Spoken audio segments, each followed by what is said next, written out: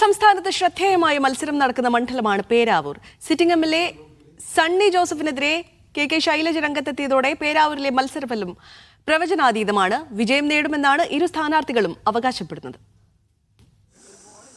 പേരാവൂരിൽ അപ്രതീക്ഷിത സ്ഥാനാർത്ഥിയായ K Shailaja KPCC പ്രസിഡന്റിന് ശരിക്കും തലവേദനയായിരിക്കുകയാണ്. സംസ്ഥാനത്തുടനീളം പാർട്ടി സ്ഥാനാർത്ഥികൾക്ക് വേണ്ടി രംഗത്തിറങ്ങേണ്ട സണ്ണി ജോസഫ് പേരാവൂരിൽ മാത്രം ഒതുങ്ങി. വിരലിലെണ്ണാവുന്ന പരിപാടികൾ മാത്രമാണ് ഇതുവരെ മണ്ഡലത്തിന് പുറത്ത് സണ്ണി ജോസഫ് പങ്കെടുത്തത്.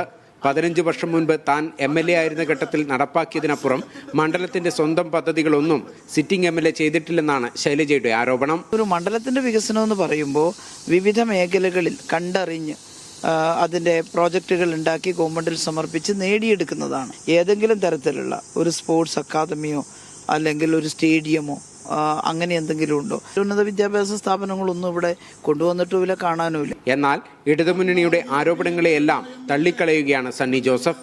മാത്രമല്ല 10,000-ലധികം വോട്ടിന്റെ ഭൂരിപക്ഷത്തിന് അനായാസ വിജയം നേടുമെന്നും KPCC പ്രസിഡന്റ് പറഞ്ഞു. പേരാവൂർ UDF അനായാസേന ജയിക്കും. 10,000-ൽ കൂടുതൽ ഭൂരിപക്ഷത്തിൽ ജയിക്കും. രാഷ്ട്രീയ സാഹചര്യങ്ങൾ നല്ല മാറ്റമുണ്ട്. തദ്ദേശ തെരഞ്ഞെടുപ്പിൽ 5 പഞ്ചായത്തുകൾ UDF മേൽക്കൈ നേടി ഭരിക്കുന്നു. എല്ലാ സ്ഥലത്തും നല്ല മുൻകൈയുണ്ട്. 12,000 വോട്ടിന്റെ ഭൂരിപക്ഷം ആ മാനദണ്ഡത്തിൽ തന്നെയുണ്ട്. ശക്തമായ മത്സരം നടക്കുന്ന മണ്ഡലത്തിൽ പരമാവധി വോട്ടുകൾ ഉറപ്പിക്കാനാണ് ഇരു സ്ഥാനാർത്ഥികളുടെയും ശ്രമം. രണ്ടുപേർക്കും 2 വീതം അവരന്മാരുള്ളതും വെല്ലുവിളിയാണ്. ക്യാമറമാൻ ഷിജിത് കണ്ണോവിനൊപ്പം ബിജീഷ് ഗോവിന്ദൻ, മീഡിയ 1 കണ്ണൂർ.